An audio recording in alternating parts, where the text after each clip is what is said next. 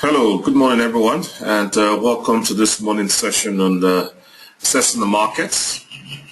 As usual, this weekly session where we assess the markets, and it gives you an opportunity to ask questions relating to trading on the market. So as usual, if you have any questions, click the hand button or send your questions through to the question box. So as usual, we start off by looking at the economic calendar and seeing what reports are due out today, because that always gives us an idea of how we're going to trade. Because as we know, the markets tend to trend sideways prior to the last report of high importance. Today is quite interesting because today we have two reports of high importance due out. At 1:30 p.m. GMT plus 1, at 1:30 p.m. GMT plus 1, we have the durable goods orders due out from USA. That's the first report of high importance due out today. And then at 3 p.m. GMT plus 1, we have the last report of high importance, which is the US Consumer Confidence Report. So we've got two reports of high importance throughout today. The first at 1:30 p.m. GMT plus 1, which is the US durable goods orders, and the last one is at 3 p.m.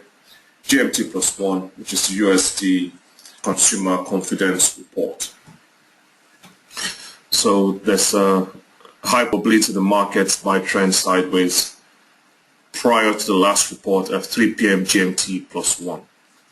Again, you remember when you're trading or in the financial markets, there's nothing like always or never. There are no absolutes in the market. So what we're saying is that there is a high probability, it's more likely, but we're not saying there's 100% certainty the market will trend sideways. But again, as a trader, you always err on the side of caution, and you go what usually happens, and you make your decisions based on what usually happens rather than base your decisions on what really happens. So since you know it usually occurs that the markets trend sideways prior to the last report of high importance, you want to be very careful trading prior to 3 p.m. And again, if you're going to make an attempt at the market, then the best thing is to wait till the first report at 1:30. You can probably have one attempt at that time, and following that, if you lose out on that attempt, you can then wait till the last report at 3 p.m. So all these things, you just have to use judgment and reasoning how you apply the information you have at hand.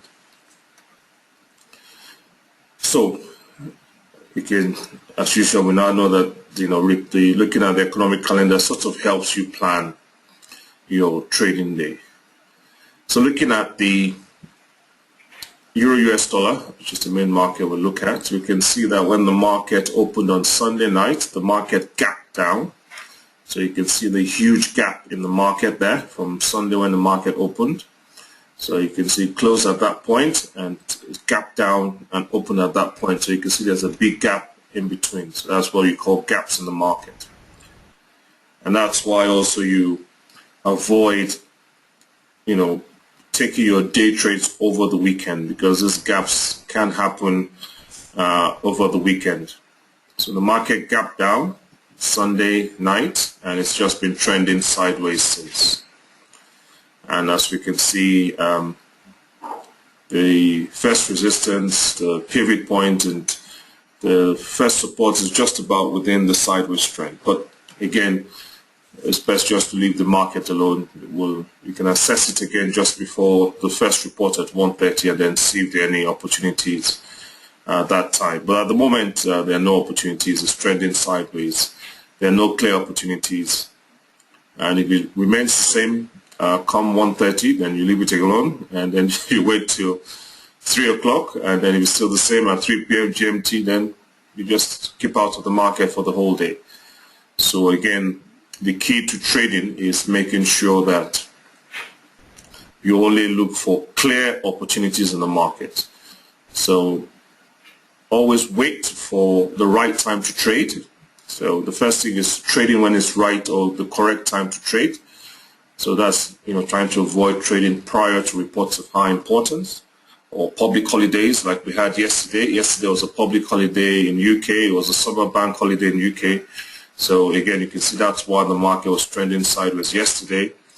And then you don't want to trade prior to reports of high importance. So the first thing is making sure you are trading at the correct time, at the appropriate time when the conditions are right. And then secondly, obviously, is making sure when the conditions are right to trade and when it's the right time to trade, you look for clear opportunities to trade.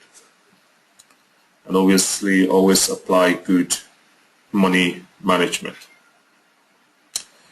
Okay, any questions? If you have any questions, do click the hand button or send your questions through to the question box.